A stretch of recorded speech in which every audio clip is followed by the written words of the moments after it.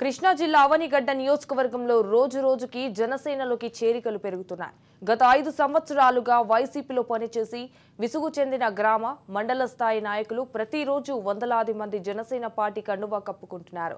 మోపిదేవి మండలం పెదప్రోలు గ్రామంలో మండలి బుద్ధప్రసాద్, మండలి రాజేష్ ఆధ్వర్యంలో జనసేనలో భారీ చేరికలు జరిగాయి. ప్రలోభాలు, కండిషన్లు పెట్టకుండా జనసేనలో పార్టీలో జాయిన్ అవ్వడానికి వస్తున్నారంటే ఈ అవనిగడ్డ నియోజకవర్గంలో ఎంతటి అరాచక పాలన జరిగిందో తెలుస్తుందని మండలి బుద్ధప్రసాద్ అన్నారు.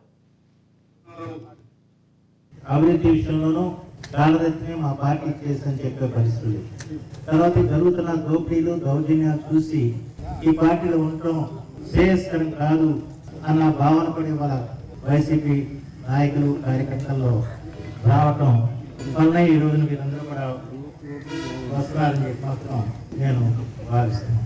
పార్టీలు రమ్మని ఆహ్వానించడం, పార్టీలు రావడానికి ప్రలోభాలు కూడా పెట్టడం, ఎవరైనా కూడా ఏదైనా కండిషన్లు పెట్టి వస్తే నేను ఎప్పుడు అంగీకరించే వ్యక్తిని.